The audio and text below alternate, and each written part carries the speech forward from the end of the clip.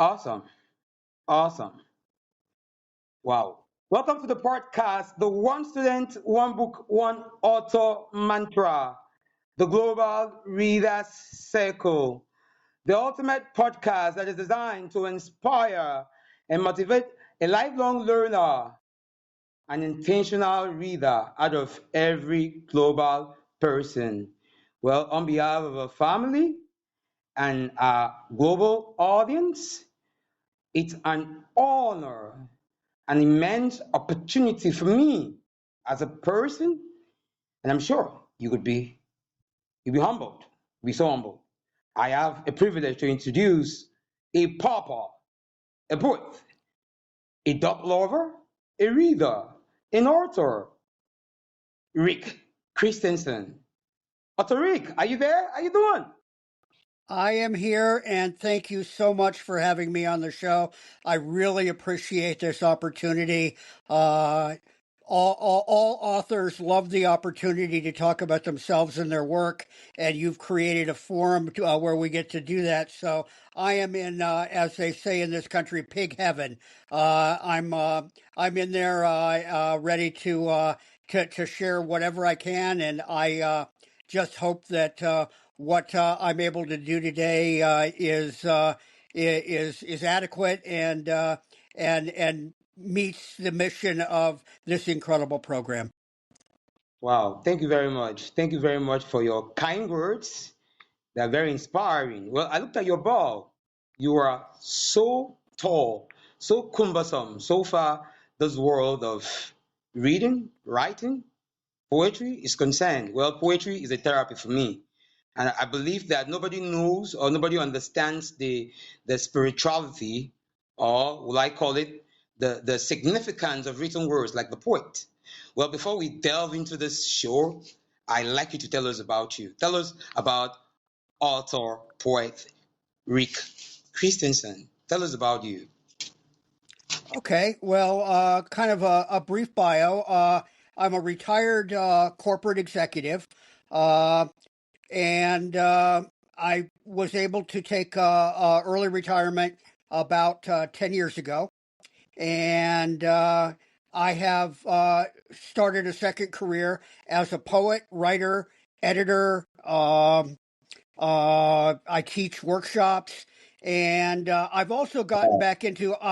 When I was younger, I was also an actor, a director of Wow. an improvisational comedy troupe, and Wow. I have recently, after 40 years since my last audition, I'm working as an improvisational actor for money, which, it's always good to make money when you doing things that you love. It's a great gift, and Wow. so I've been doing that lately, and then in between that, writing.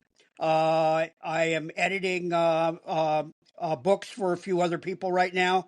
I have a Mm. person who has a memoir manuscript that I'm helping her prepare for publication. I have two people who have written volumes of poetry, and I'm helping get them into shape for them. And then, of course, my new book came out May 20th. So I am going around and reading from that and trying to sell a few books. Uh, Wow. the life of a professional poet is not glamorous. I joke with my family. I go, so here I am, a professional, which means that on any given day I get to drive 300 miles round trip to read 20 minutes of my work in front of 100 people, and then I sell Mm. four books out of the back of my car. Mm. So, but you don't do poetry to get rich. If I wanted to get rich, I'd try to be writing the kind of stuff that you see on cable, romance or reality show junk. But I'm committed and in love with ideas. My undergraduate degree was in philosophy and religious studies. I completed that back in the late 1970s. Wow. So I've basically been building a life of words and letters and ideas for over 50 years now, and all of that is coming to fruition, I hope, in my writing and in opportunities like this to share what I've learned and to learn more, because that's the most important thing that I have learned, is that every day we have to keep learning. Mm, One of the classic things about older people is that we tend to say, okay, I've learned enough, I've done enough, now let me just settle into the small world I'm in. Well, that is the beginning of death. I'm not going to do that. Every day is an opportunity to be like a 5-year old on his first day of school, because every day I have an opportunity to learn what colors really are, and to learn who people really are. And mm, if you close yourself off from that, then you stop growing, and if you stop growing, you stop living. mm. And I want to live, and I want to be an artist, and if I can share that with others, then I feel as though I will leave a mark, I hope. My father used to say something that I didn't understand until he was gone. He said, I want to leave a hole. And I was like, well, what could that mean? But then he passed away, and I realized what he meant, because he did leave a huge hole, and it's because he had filled so much space. He had been so important to so many people that when he was gone, we felt it in a visceral and powerful way. And so I actually wrote a poem about that experience and that learning, and I talked about how when he was gone, he left a hole, and that now I'm trying to fill that hole with words, Wow. and so that's what I'm doing as a writer. Wow. Well, So well, that's kind of me. Oh, and I have 11 grandchildren. oh, wow. Wow, that's huge. Wow. But Rick, you are a tall figure so far our next future is concerned. And the fact that you talked about your father, the past, and you also talk about your grandchildren. Well, you said he left a very big hole, and with you, you would leave more than a hole. Well, we will see. I'm trying to do an awful lot of writing that I hope is meaningful and useful. And the thing about books is that when we are gone, the books remain. Even in a world where they try to burn books, they can't find every copy.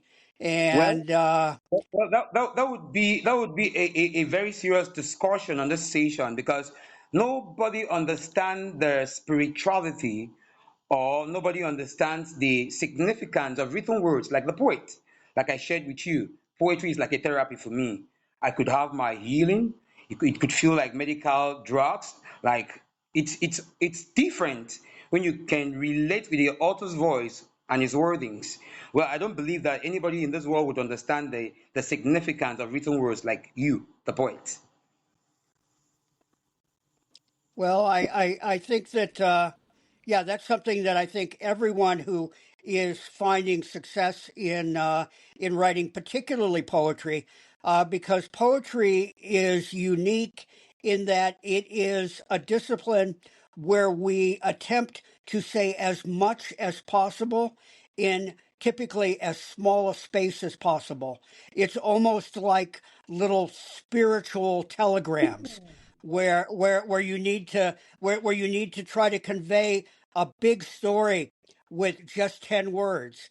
And so the whole other aspect of the discipline is learning to be efficient in your communication, and to make each word have power and depth and strength that it might not have in another context. Yeah, in so many disciplines, more is better. And in poetry, some poems are long, but most truly effective poems will fit on a single page. Wow. Awesome. Awesome. Well, you did say something in your bio. I remember reading, and it's something like said, how language can be both a lifeline and a weapon. That struck my chord. And when you said, and why poetry still matters, now I see why. Now I see why. Yes. Amazing. Amazing. Well, I'd like to ask you a question for our audience because with your level of, well, I call it significance, with your level of efficiency or effectiveness at this point, I wouldn't imagine you were once a learner. So let's talk about your learning years. When did reading become an intentional task for you? I know you mentioned your dad. It seems you had someone, you had a dad, a mom, a parent, a big bro, a big sis who kept giving you that inspiration that come on, you have to read your way up. You have to read your way up. Because what I'm seeing right now in the studio shows that you've been this lifelong learner your entire lifetime. So I'd like you to talk to us. When did you choose to become this intentional reader that the whole global scale is now benefiting from? Let's talk about that. Okay.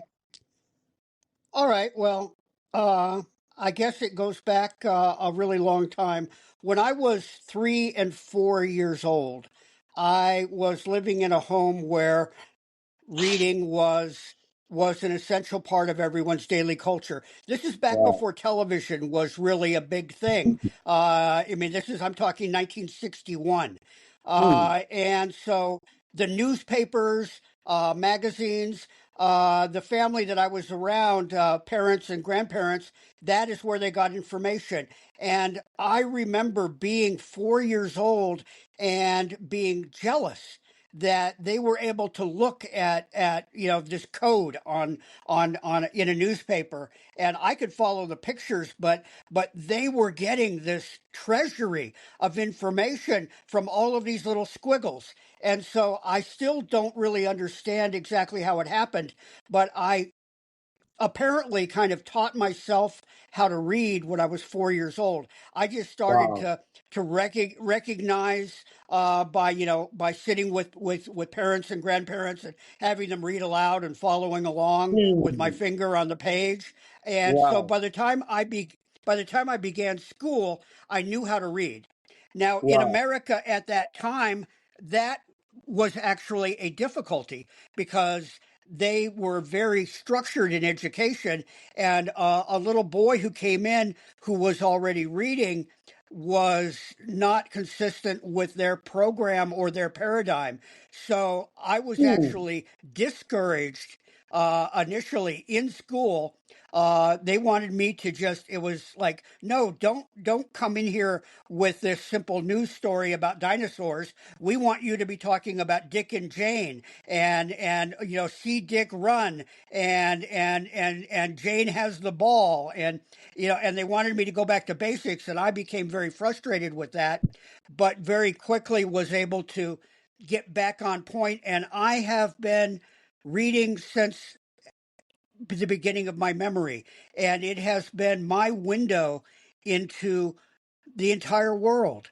We were talking before we were on air about important books, and there are literally thousands of books and articles and magazines that have been absolutely critical in me forming me, in me becoming who I am, and in who I am now able to guide those around me, 11, my children, 11 grandchildren.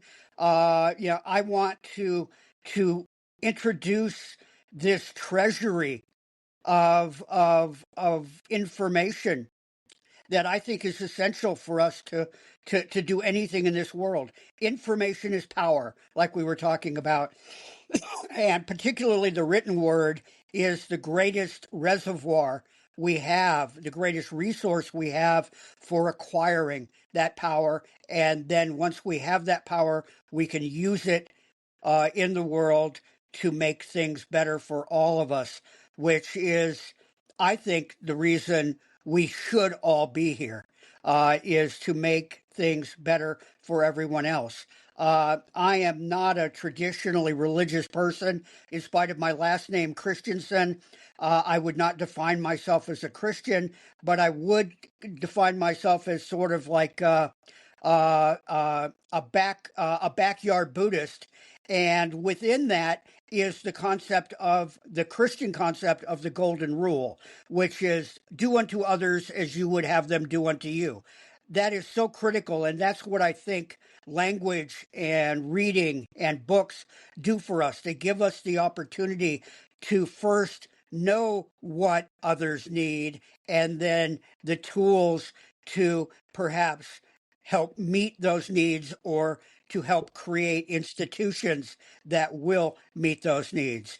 Books are the start of how we create programs to save lives, to feed people who are not fed, to give people within themselves the power that they need to gather more information so that we can cure diseases and grow crops and control global warming and do all of the things we have to do as citizens of this planet to move forward in ways that will ensure that the planet remains here and that we make significant ground that we seem to be losing a lot of right now towards using that planet to serve all of us and to understand that the least of us is, in a sense, the most important. Because if we are caring for the smallest and the quietest and the weakest, then everyone else through osmosis is cared for also. And so that's sort of like, you know, language, literature, poetry, learning are all what I worship in a sense in order to be and become and be the person that I want all of us to become and be, which are citizens of the world who are supporting and lifting each other. Wow, wow, wow.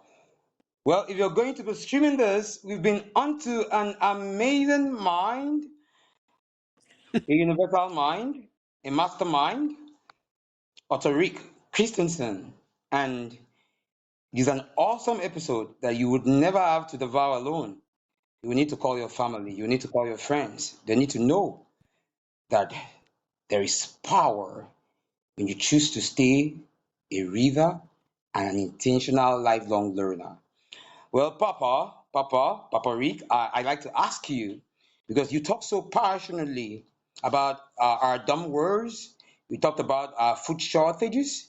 We talked about all of the rules. And this might make me want to know for our global audience, regardless of the religious affiliations, like you said, do you see reading and the idea of staying an intentional lifelong learner? Do you see that idea of helping us solve all of our global problems, our dumb world, our hate, our come on, you can name them, so many of them, in this ever so developed world of today? What would you think that the reading culture on a global scale can help any manner of person wherever you are, whatever religious affiliation you identify with, your color of the skin, it doesn't count. But with reading, do you see it as a common denominator that can help solve all of our global problems? What would be your thought on an idea like that? Paul? Well, uh, of course, we can hope to solve all of the global problems. That is huge, and as I have seen in almost 70 years of life, whenever we do seem to solve one, another one crops up right away, or the solutions that we've come up with end up being rejected. But I think of learning, I think of language, I think of literature and books. It's sort of like each person is like a plug. Hmm. And what we can do is we plug ourselves into that outlet. And that's where the electricity comes from. That's where we get the power to to do everything. If I am an appliance, I have to plug into the wall, which is the world of reading and literature and knowledge and philosophy and education. That is what provides the power for me to be that appliance. For me, if I'm a toaster today, for me to heat the bread. If I am a mixer today, that is where I get the power to mix the cake batter. That's probably a weak analogy, but really that is what I think. Reading is our conduit, is our way into knowledge, and knowledge is what we have to have, and then sharing of that knowledge, universal communication, trying to do things like we're doing here on this show today to Obviously. create that group mind. We have to have, that synergy of a group mind with all of us bringing all of our talents and skills and ideas and perspectives together. And that is the only way we're ever going to solve the world's problems. And of course, in today's world, we have the added wrinkle or obstacle of so many people who are intentionally trying to reduce people's access to information and ideas, because information and ideas make people powerful, and powerful people are hard to control, and the folks that have most of the money and most of the power and access to most of the resources, they want all of us to be easy to control because they see us as one of the resources at their disposal. A country has diamonds, a country has gold, a country has agriculture, but all of that has to be accessed by utilizing people, and the folks that aren't such good people are trying to do that, with I'll go so far as to say slave labor, exploitation. It is hard to exploit an educated human being. It is hard to convince someone that they cannot rise up from their low position when they have had access to the wonderful words and authors in this world who have not just told them that it is possible to rise up and be more, but are literally providing them with the intellectual tools to do so. You and I were talking about education before, and I pointed out that education does not require schools necessarily. It requires books, and it requires teachers. But those teachers can come from anywhere. A river can be a teacher. Life The sky can experience be a can be a teacher. teacher. True, true, true. I have a need to reaffirm. True. It seems that your experience in the world of being a lifelong learner is so cumbersome. And here is a point where I'd like to ask you, how do you stay a loyal student with all the normal intricacies of everyday life? How have you been this person that has stirred this inquisitive, this curious person that you are? How have you been able for you to curb the noise, the normal noise of everyday life, just so you can stay this student? Because it seems that you should have done a lot from learning a lot. Well, I have been very lucky, as I said earlier. I was able to retire from my career almost 10 years ago.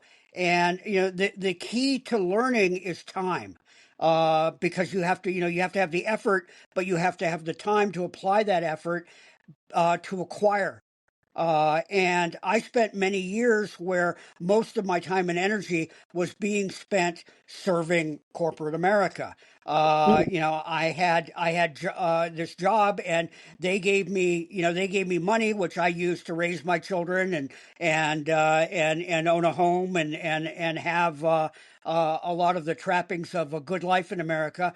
But they owned my mind and my soul. They literally owned my ideas. That's true. As an executive, I signed every year. I had to sign agreements that said essentially anything that I thought of at work, they owned. And so I had to be, I wrote articles in my industry, but they were not mine. I was the property of the company. So that slowed me down in terms of of being able to give back and express more. And I've now had this 10 years, and I'm trying to use it. In that time, I've become a published author. I've become a workshop teacher. I have become an editor. I've been able to focus in on my great love, which is particularly poetry and literature, and find ways to contribute to that in the world. But even before that, I always read. Before I would go to work every morning, I would have my coffee and I would read poetry. When I Hmm. came home tired at when I came home tired at night, I would read biographies. I would read Hmm. histories of the world. I would read the great words of people like Winston Churchill and Franklin Roosevelt and Nelson Mandela and Wow. all of these great people who Wow. have they all almost all of those people have in common is that there is a reservoir of their words on paper somewhere, and we, at least for now in this world, can access that. And one of the great privileges of living in a first world country is that, we had public libraries. Before the internet, before television, we had access. I could go to my local library and they had 50 newspapers from yesterday from around the world on racks, and you Hmm. could go and sit in their reading room and read those. And now I think because of the internet, we now have this incredible electronic opportunity for people who are in the third world and people who are in places. If they have access to a satellite and they have a phone, they have access to the great works of the world. They have access to these words. And I take great hope in that because it means that people who historically the only access they had were to the minds that were in their small village or their small town. Now they have access to the world. I know what we're doing here today is going to be available on Amazon Music and on Spotify for anyone who has access to a phone and access to a satellite link. They're going to be able to listen to what we've done. They're going to be able to listen to the other wonderful interviews that you've done here, and that will be, I think, for many, a window into going back and reading some of these great books, these great speeches, these incredible words that are what we are building a world culture on, and that we can use as the tools to, as you said, begin to solve some of the world's problems. Information is power, and power is what we need in order to I, facilitate I, positive I like change. Papa. I like to say that the application of this information is power. Well, before we continue, I like to ask you, because it seems that with everything you're doing in the world of poetry, if the idea of staying a lifelong learner was like a pilgrimage for you, what has been your hardest lesson so far? But before you answer this, let's talk to our audience. This is the One Student, One Book, One Author mantra, the Global Readers Circle, the ultimate podcast that is designed to inspire and motivate an intentional reader and a lifelong learner out of every global person. Well, don't forget that you become the books you read and you become the people that you meet. And we are very blessed to meet author Rick Christiansen on this session. And trust me, this is not an episode for you to devour alone. You need to share with your friends. And don't forget that you need to leave a comment. And remember that, like our normal tradition is, we leave is podcast, we leave is special links and website on our podcast notes so you can have access to our great figure on the session. Papa, so let's go back to you, Papa. Let's go back to you, Papa Rick. Sorry, I'll be calling you Papa because you're so cumbersome. So we did talk about learning and the idea of staying a lifelong learner. if it was going to be like a pilgrimage. What has been your hardest lesson so far? I think this is a very cynical answer in a way, but it's the truth, and it's something that I learned from my father. Uh, he said, and it's a phrase I'll never forget. Um, he said, "There's no cure for stupid." And what he meant by that was that willful ignorance and willful stupidity, people who choose to not learn, or try to stop others from learning, or who act out based on ignorance and fear, that they are obstacles that have to be overcome. So in the same way that an educated and an enlightened and an open person is part of our solution. And I think we're having a connection issue here. It says I'm reconnecting.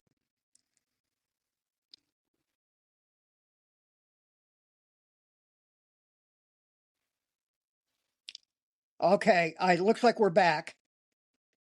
Are we Yeah, back? yeah, we're back. Okay. Back, Terry. Okay, So so we're so having I a will connection, I guess. uh yeah, sometimes that happens. There's sunspots right now. I was reading an article that there are flares coming off of the sun that are impacting some of the electronic signals, and that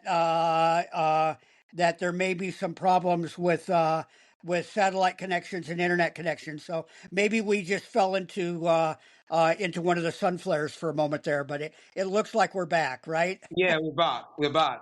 Good to have you, Papa. Okay,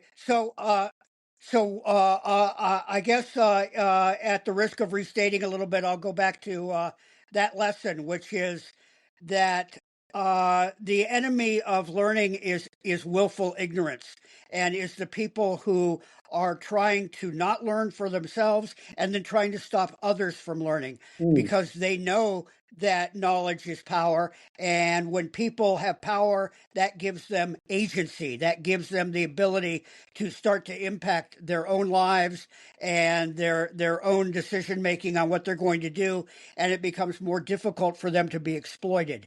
And so I guess the biggest struggle for me is fighting back against the people who don't want us to grow, who don't want us to learn, who want to silence the singing bowls of the world.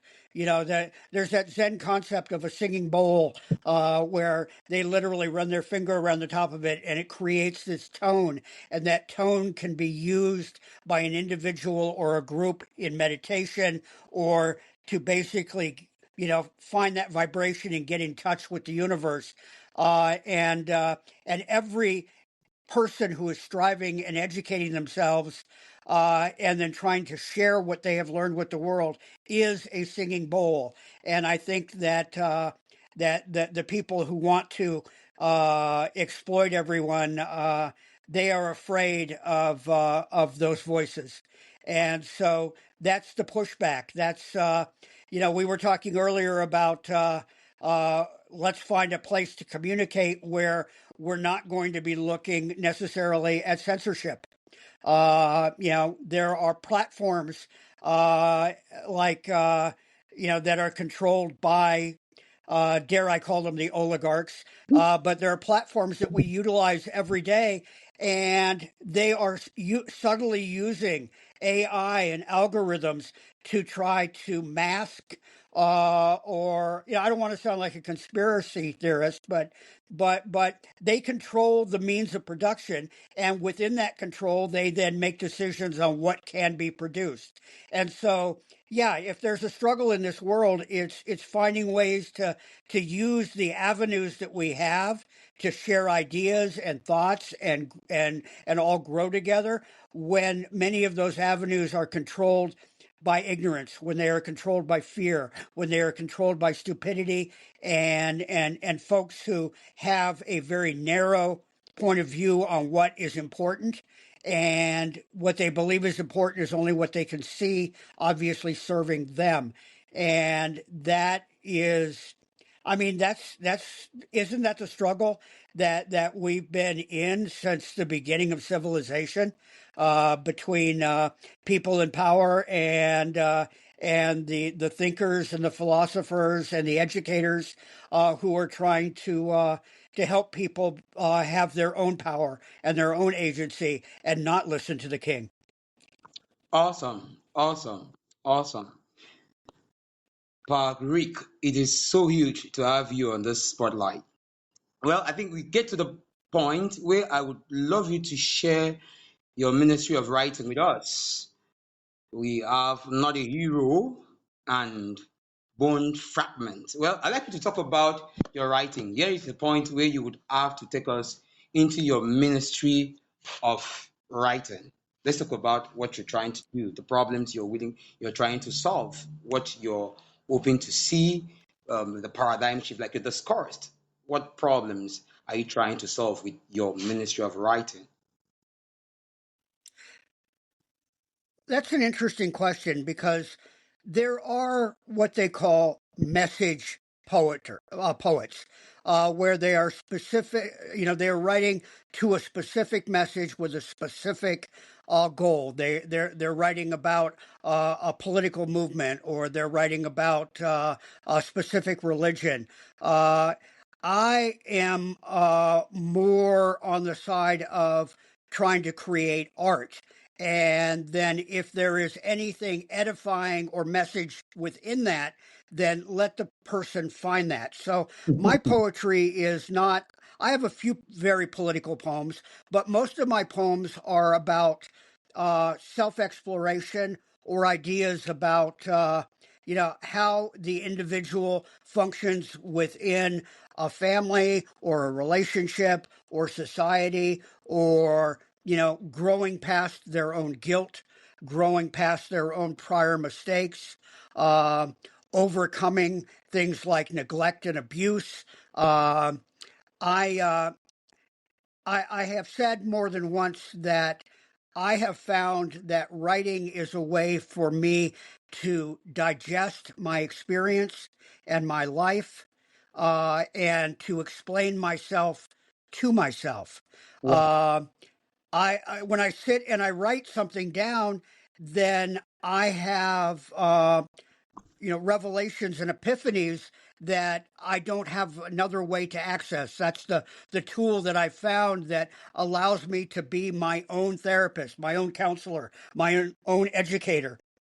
Wow. And so that's how we grow as people. So what I'm trying to do with my writing is to become a better man, a better father, a better citizen, by constantly learning and growing, and then trying to share that process in a way that on paper, I hope, is beautiful and compelling and accessible, so that others will have access to what my writing has given me.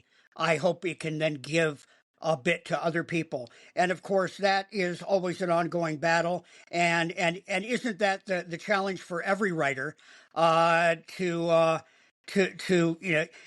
I was telling a friend the other day who was saying, well, I don't think I can write about that. And I said, you know, we can write about, if we can write well, we can write about anything, because anything is interesting if it's written about well. And so, what's my biggest challenge? To become better and better at utilizing this tool of language, and particularly in the area of poetry, to be more effective, to use it better. If any of us that read poetry, we know that there is a wide range of quality. There is very bad poetry, and there is brilliant poetry. And what we who those of us who are writing it, is we are on that journey from writing bad poetry to, we hope, writing better poetry. And that's what I'm doing every day. I get up and I get my coffee, and I put words on the page, and I hope for the best. Well, I think our network is becoming stale, but hopefully we have Papa back on the spotlight. Papa, we did lost you for a while, but it's okay because the message that you share and the information that you give, well, beyond the box, beyond the obstacles, beyond the lacunas, the pitfalls that would want to hinder us from having a successful recording, I know that whoever will be loyal enough to listen to these kind words, these messages that you say with us, well, I'm sure they would have something to learn from you. Though you said something, you said that you do your writing for you. I do love that. I do love that point when you said that you write your poetry for you. Well, this is the point where I love you to talk about your books. This is where I love you to talk about what you've done so far. I personally fell Uh, in love instantaneously when I saw Not a Hero. I did love that title because no matter what I was going to achieve in this life, okay, let me see. No matter what I was going to achieve in this life, I've always hoped that and believed that it's from nowhere to nowhere. I don't want to be celebrated. I don't want to be praised. I don't need validations, encomiums. But what I need is to leave this place better than I made it. So that doesn't make me an hero. But I like to listen to you talk about not a hero. But let's talk about all of your publications at this point. okay. Well, I'm going to, on the back cover of Not a Hero, I have what we call blurbs, which are basically these Wow, mini wow, reviews can from, you raise the from, book? from Can you raise the book up? Let's see. Can you raise the book up? here's the book, and then here's the back of the book. And I'm going to go ahead and read the first blurb on the back cover because I think that Exmina Gomez is a brilliant Colombian poet, and I'm very lucky to have her as a friend and a mentor. And she wrote this blurb, and I think this does a better job of sort of describing what I am as a writer and what I'm trying to do in this book than I ever could because she's a better writer than I will ever be. And Wow. so here we go. Rick Christiansen writes the kind of poetry that James Wright referred to as the poetry of a grown man. In this sense, in this sense, Not a Hero, Christensen's second poetry collection, is a continuation of his first book, Bone Fragments. He again embraces the adversities and sometimes shocking realities of his life and of those close to him as a realist, without idealizations or anger, but with the distance of an observer who has seen a lot. In his poem Ladybug, he writes, his mother would yell, hold him down with her knees, kneeling on his arms, tell him that it was all because of him, that she too was lonely and trapped, Yeah. and they were out of grape popsicles. Christensen is the most effective kind of witness. His poems report a painful history vividly and without self-pity.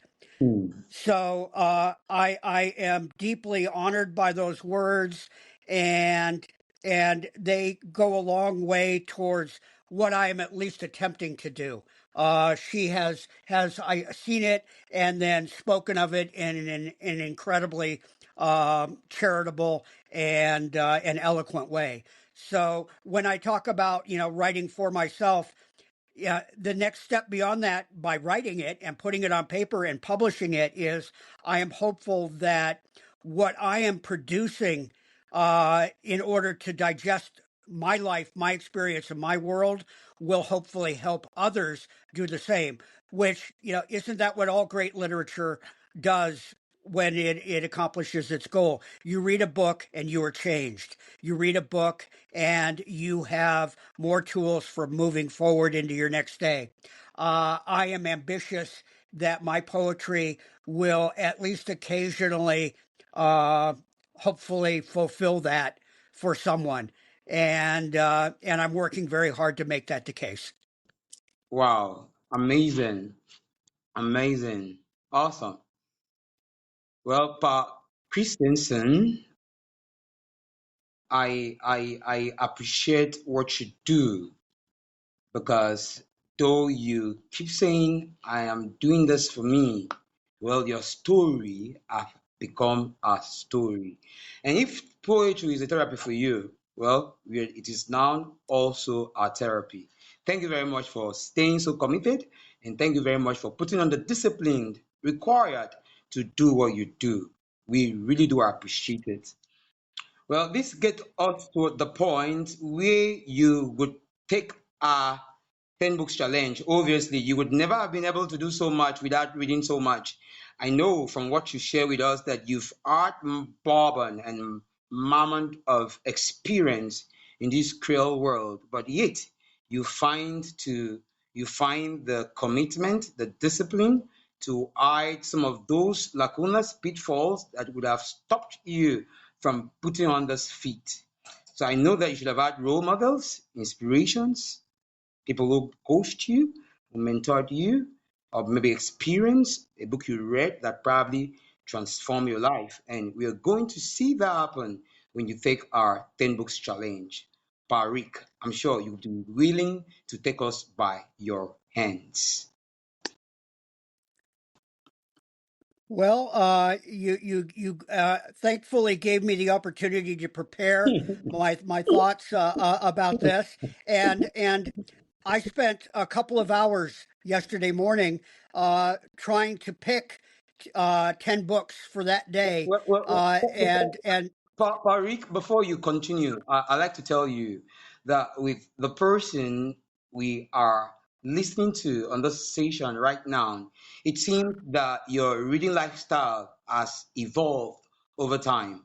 It seems that right now you're now writing like a minister of healing words, and it seems like right now you're trying to leave a message for people who could be downtrodden, for people who are yet to discover their individuality. Well, all we need you to do is to have fun on this session. You are not under duress. You are not, we just need you to have fun, fun, fun, fun, fun. Yeah. Thank you. well, so if you'd like, I can go through this list of 10 books now, and briefly tell you why each of them has been important to me and why I think they are important for other people to read and then read again and to make a part of their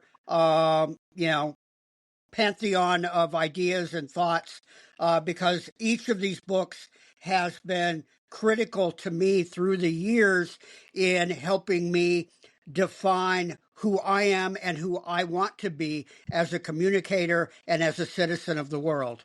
So is that the where we're going to go at this point? And should I get started? Yeah, yeah.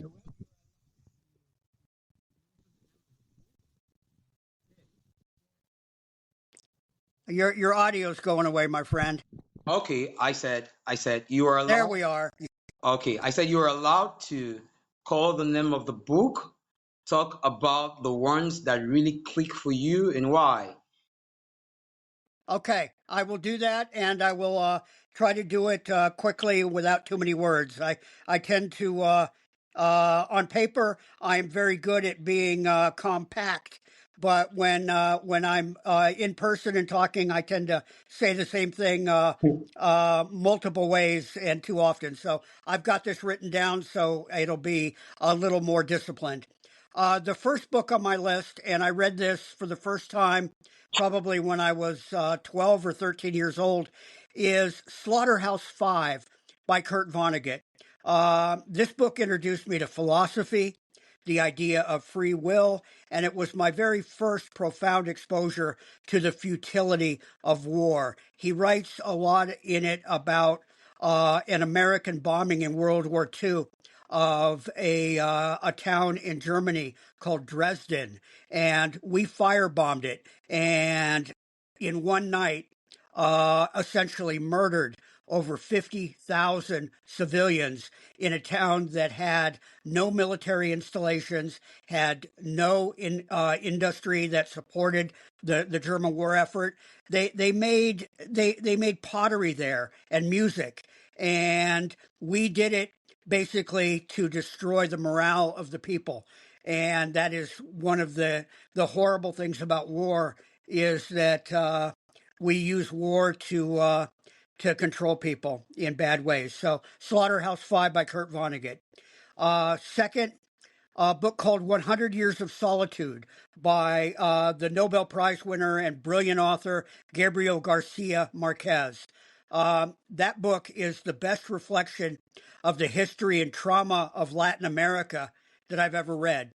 It's a profound meditation on how individuals and nations forget, repeat, and destroy, Mm, which is more pertinent today than ever, because that's what we're doing every day. It also introduced me intellectually to the concept of magical realism, which mm, has become an important theme in my writing, where we basically use the idea of magic to bring a new perspective and attention into the world. Magical realism uh, is something where you may have a conversation with someone who's been long dead. Where time can become fluid, where events that seem causal, one impacting another, can be taken out of sequence in order to show new connections. And so that book taught me about that. The third one on my list is The Cider House Rules by John Irving. The book that most of the people in the world know from John Irving, because it was made into a famous movie, is The World According to Garp. But his book, The Cider House Rules, uh, I said in what I wrote up that this one is a sleeper. This one you wouldn't expect to be on the list, but I think it is one of the great social justice novels of the wow. 20th century. It explores basically who gets to make choices and how identity is shaped when Wow. institutions, religious, familial, legal, etc., when those institutions fail people, Mm. whether they be your government or your school or your church, and what we have to do as individuals to overcome those failures. The third one that I highly recommend The is first a book one, called would Mr. that Sam. be number four? Number four? The fruit, right? Uh, we've done, yeah, this is number four. It's Mr. Samler's Planet by Saul Bellow. Saul Bellow also won the Nobel Prize in Literature. He was a great novelist and essayist. And his characters, Mr. Samler, in the book, he embodies the tension between intellect and intuition. Uh, he was constantly struggling with ethical clarity Wow. in the context of society chaos. In the novel, and I'll quote, he states, quote, "For that is the truth of it, that we all know God, that we know, we know, we know," unquote.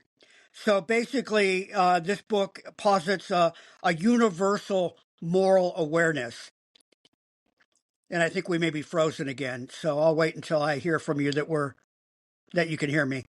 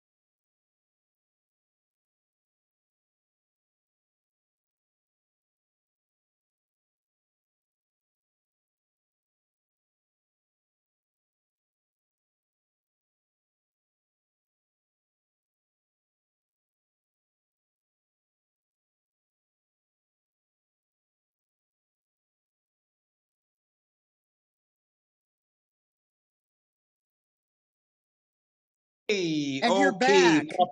Papa. This is Africa, and your voice cannot be stopped.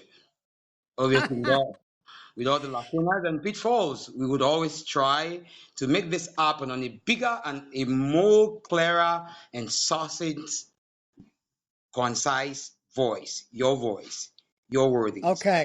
And no matter the All right. Well, yeah. we're back, and I think we talked about Well, the Papa Rick, we were at number four. I can remember we are right, at number which four, and that is was your top. Mr. Samler's Planet by Saul Bellow. Yeah, beautiful. You said you also won a what? A novel.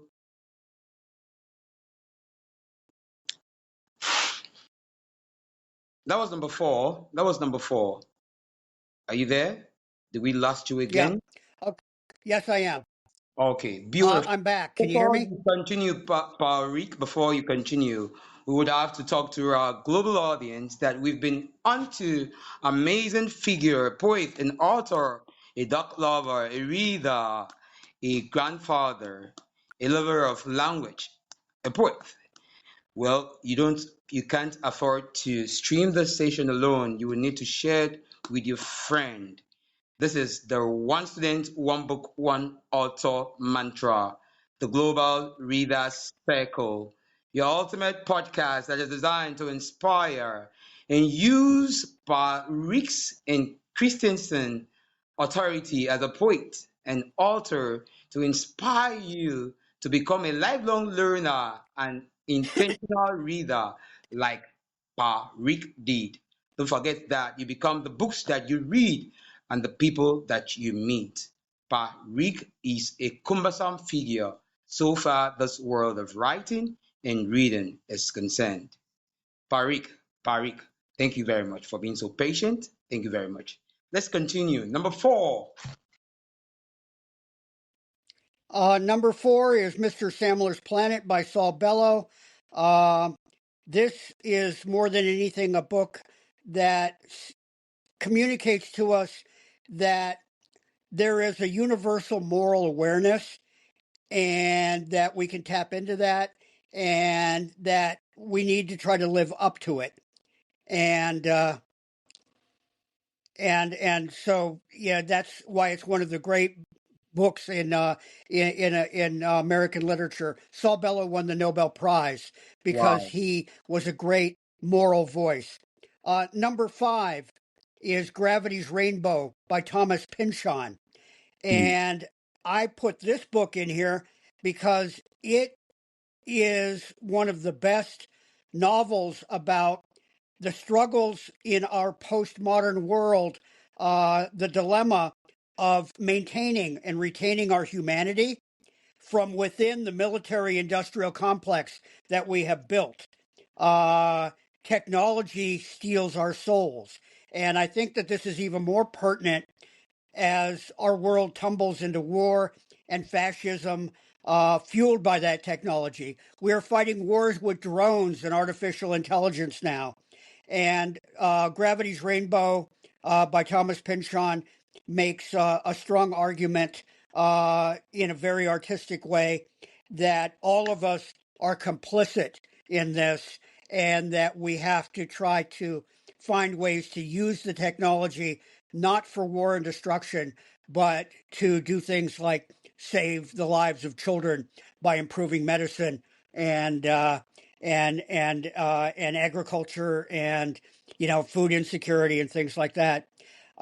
Number six, and this is where I started to get into poetry and kind of my journey through poetry.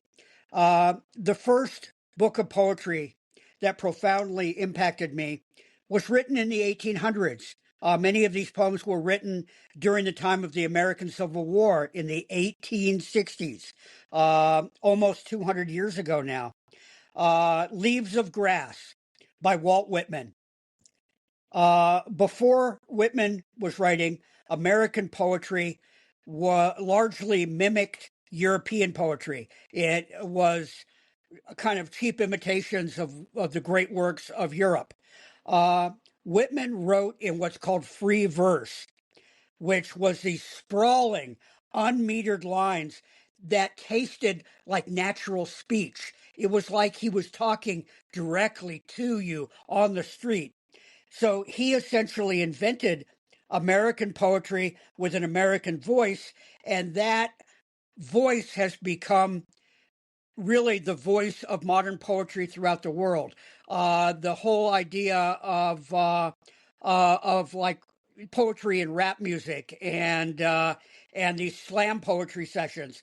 None of that would have ever happened if Walt Whitman hadn't said, I can write work that I will call poetry that doesn't have tight rhyme and meter, but mirrors natural language.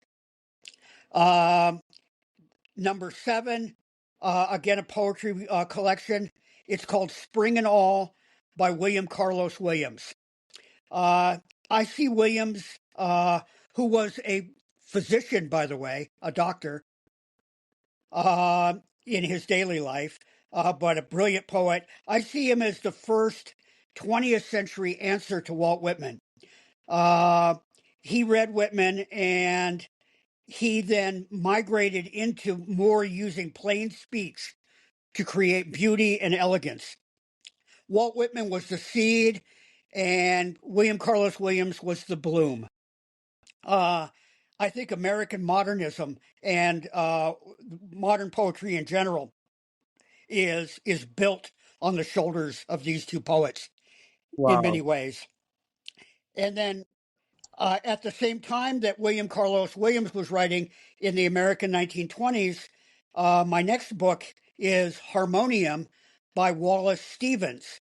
Wallace Stevens rose up as an important writer during the same time as William Carlos Williams and T.S. Eliot, who I know many people around the world have heard of. And as a poet myself, I've been profoundly impacted in my writings by these three poets, by Williams, Stevens, and Eliot. Stevens adds elements of poetry as a play at mind. His work gives each of us permission to look inward with our writing and to use creativity and thoughtfulness to explain our complex relationships with everything. The world imagined is the ultimate good is a quote from him. And I try to reflect this perspective in my writing every day. The next book, more modern, written in the 1950s and 60s, is called Ariel by Sylvia Plath, who I think most people who read poetry in the world have heard of. Ariel was published posthumously after she unfortunately committed suicide by putting her head in an oven because the world was too much for her. But she wrote this beautiful, beautiful poetry before that. And in Ariel, much of her poetry, what I try to do with mine is I push up from my internal life as a response to the external world. And Plath used language in a way that is electrifying to do exactly this. Her poetry is felt in the body when you read it. Yeah. And I think exposure to her work gives modern poets permission to just risk everything. She's completely honest. She writes from within the poem, burning through art to express really inaccessible truths in an accessible but sometimes difficult way. I will quote from her: "The blood jet is poetry. There is no stopping it," unquote. And then the last book that I put out to recommend to everyone is, I think, a modern poetry book that, well, it's Life on Mars by Tracy K. Smith, a brilliant poet who won the National Book Award, I believe, for this book, Life on Mars. And I see Tracy Smith as the artistic descendant of the ancestors of all of the writers that I've just spoken about. Wow. Her work blends the personal with the political, the mystical with the grounded. Wow. She consistently takes deeply personal things and expands them to be accessible and grounded in universal human experience. So Wow. her poetry really it weaves the lyrical into the local. She writes not only to express, but to reach all of us, to gather information, to reimagine, and perhaps most importantly, to remember. Wow. And I strive every day, and I often fail to do exactly that in my writing. So, so these are some of the incredible authors and books that have built me and that I know can help build others. Wow. Wow. Awesome. Awesome. On the One Student, One Book, One Author mantra, the Global Readers Circle, the ultimate podcast that is designed to inspire and motivate a lifelong learner and a committed reader out of every global person. We've been onto an amiable and awesome figure. So far, the world of writing, reading, and poetry is concerned. Author Rick Christiansen has been so cumbersome on this session. You can't afford to miss this session, and you can't afford to devour this session alone. You will need to invite your friends, and you would also need to leave a review. Don't forget that you become the books you read and the people that you meet. Parik, thank you very much. Thank you very much for finding the time. Thank you very much for being this lifelong learner. Thank you very much for being this intentional reader. It has been a huge opportunity for all of us, especially our global family, Godian Cross Podcast. It's so huge for us. Well, thank you for this incredible opportunity. I think that what you are doing with this podcast is so important, and everything I've been talking about in terms of what I try to do with my writing every day. This is exactly what you are doing with this program, and so you you and what you are doing here and the other people that you have been able to profile on here and share with all of us make you part of the solution to the Thank, problems that we've been talking about. thank you. And the accessibility of it online to people all over the world uh, gives it exponential power and synergy. So bless you for all of your work and effort and your vision to create this and to give all of us who are on the same mission with you an opportunity. What Teddy Roosevelt in America and a president of ours a long time ago called the bully pulpit, the opportunity to be in front of others with them paying attention. You create that pulpit, you create that podium for thinkers, and there are few things in this world more important than being a medium of exchange for thought and ideas. So bless you for your work and for this program. I am honored and fortunate and gifted to have the opportunity to be here. Thank you. Well, Farik, before you go, well, I'll give you an opportunity to tell our audience how can we get to connect with you? How can we get to have access to your books? I know you're open for workshop, for mentorship, for coaching. We'd like to know how can we get you to be that figure that take us by our hands, Farik. Well, the easiest way to access all of what I've got is to just do a Google search on my name. Rick, Rick, Christiansen, Christiansen. And that will bring you to my webpage. And on my webpage, you will find examples of my work. You will find links to buy both of my books. You will find some short films by a wonderful British filmmaker and composer named Alan Johnson. who passed away a couple of years ago, but he made some beautiful films of a couple of my poems, including the title poem of my second book, Not a Hero. It is a poem about my father and his experience with war, and Alan made a beautiful film from that.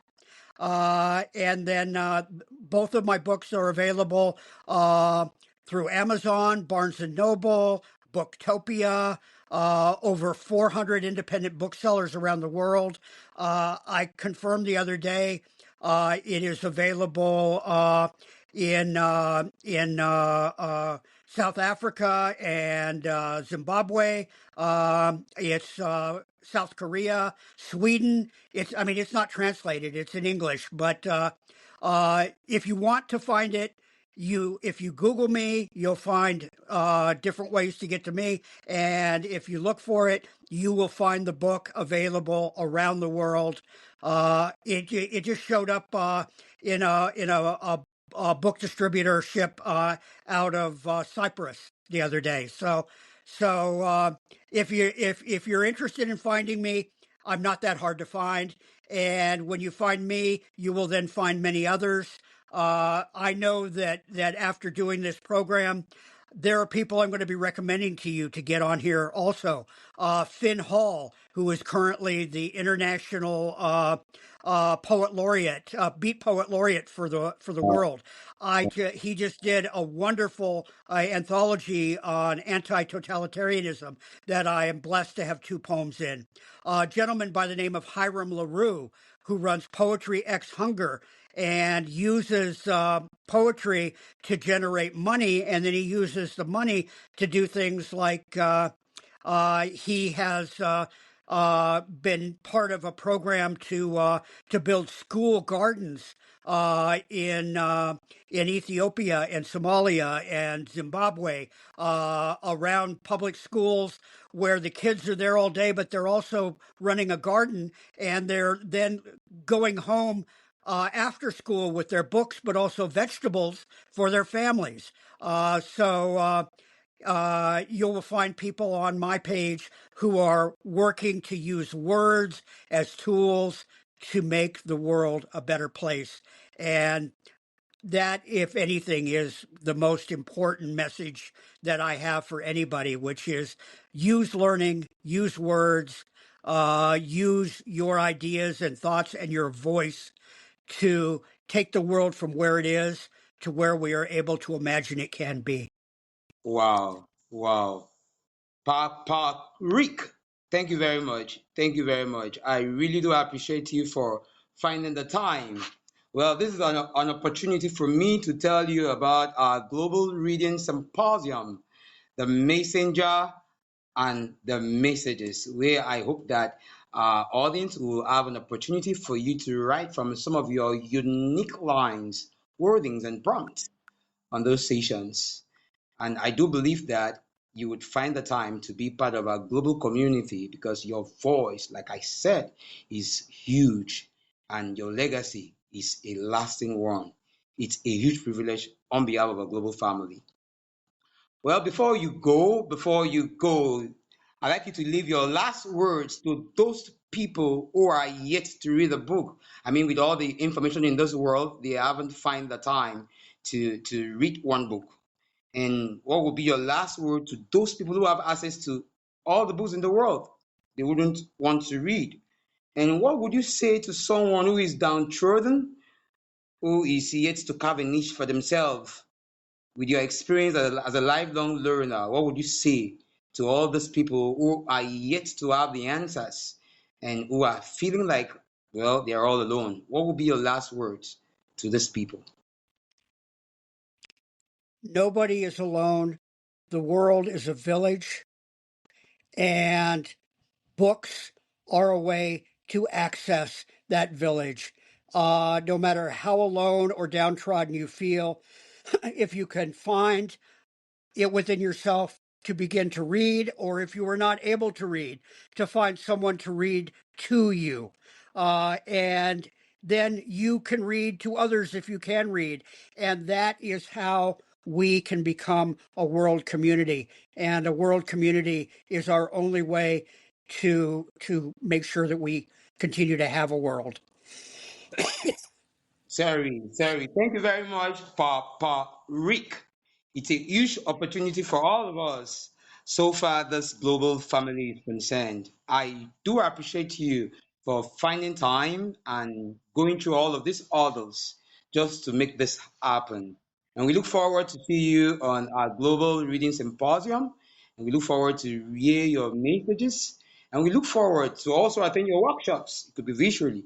And someday you can be part of our vision of making libraries and books accessible to some of this part of the world that reading is not yet on the throne.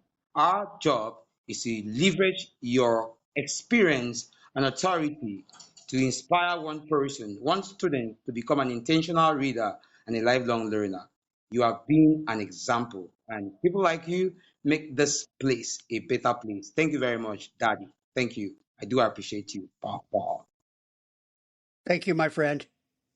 Wow. On the occasion of the One Student, One Book, One Author mantra, the Global Readers Circle, your ultimate podcast that is designed to inspire and motivate a lifelong learner and intentional reader out of every global person. We've had an awesome moment, an amazing encounter, a spiritual awareness with our Papa, Rick Christiansen. Like our normal tradition, we'll be leaving a special link on our podcast note. And you don't forget that you need to invite your friends, you need to invite your family, and you need to devour this with your community because you become the books you read and the people that you meet. Pa Rick Christensen has been a great goal on today's spotlight. Thank you very much. Thank you very, very much, Pa. Thank you. We do appreciate you. Thank you. God bless you. On behalf of your our global audience and family, it's your host, Smart Steward Udor.